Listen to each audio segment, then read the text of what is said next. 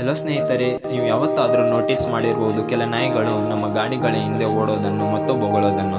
ಆದರೆ ಫ್ರೆಂಡ್ಸ್, ಇದು ಕೇವಲ ಕೆಲವು ಗಾಡಿಗಳ ಜೊತೆ ಆಗುತ್ತೆ. ನಮ್ಮ ಏರಿಯಾದಲ್ಲಿ ತುಂಬ ಗಾಡಿಗಳು ಓಡಾಡುತ್ತವೆ, ಆದರೆ ಫ್ರೆಂಡ್ಸ್ ಅವು ಸ್ಪೆಸಿಫಿಕ್ ಗಾಡಿಗಳನ್ನು ನೋಡಿ ಬೊಗಳುತ್ತವೆ.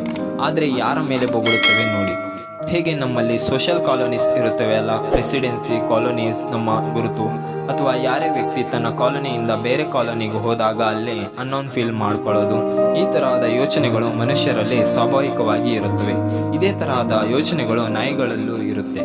ನಾಯಿಗಳಿಗೂ ಸಹ ತಮ್ಮದೇ ಆದಂತಹ ಕಾಲೋನಿ ಮತ್ತು ತಮ್ಮದೇ ಆದಂತಹ ಗುಂಪುಗಳಿರುತ್ತವೆ. ರಾತ್ರಿಯಲ್ಲಿ ನಾವು ವಾಹನಗಳನ್ನು ಪಾರ್ಕ್ ಮಾಡಿರುವಾಗ ಆ ಏರಿಯಾದಲ್ಲಿನ ಕೆಲವು ನಾಯಿಗಳು ಬಂದು ಅವುಗಳ ಮೇಲೆ ಟಾಯ್ಲೆಟ್ ಮಾಡಿರುತ್ತವೆ ಫ್ರೆಂಡ್ಸ್. ಅದೇ ಗಾಡಿಗಳನ್ನು ನಾವು ಬೆಳಿಗ್ಗೆ ಬೇರೆ ಏರಿಯಾಕ್ಕೆ ತಗೊಂಡು ಹೋದಾಗ ಅಲ್ಲಿನ ನಾಯಿಗಳಿಗೆ ಆ ಟಾಯ್ಲೆಟ್ನ ವಾಸನೆ ಹೋಗುತ್ತದೆ. ಆ ವಾಸನೆಯನ್ನು ಗ್ರಹಿಸಿ ಆ ನಾಯಿಗಳು ನಮ್ಮ ಏರಿಯಾದಲ್ಲಿ ಯಾವುದೋ ಬೇರೆ ನಾಯಿ ಅಟ್ಯಾಕ್ ಮಾಡಲು ಬರುತ್ತಿದೆ ಅಂತ ಅಂದ್ಕೊಂಡು ನಮ್ಮ ಮೇಲೆ ಬೊಗಳೋದನ್ನು ಸ್ಟಾರ್ಟ್ ಮಾಡಿ ಬಿಡುತ್ತವೆ ಫ್ರೆಂಡ್ಸ್. ವಿಡಿಯೋ ಇಷ್ಟ ಆದರೆ ಲೈಕ್ ಮಾಡಿ, ಶೇರ್ ಮಾಡಿ ಮತ್ತು ನಮ್ಮ ಚಾನಲ್ಗೆ ಸಬ್ಸ್ಕ್ರೈಬ್ ಮಾಡಿಕೊಳ್ಳಿ.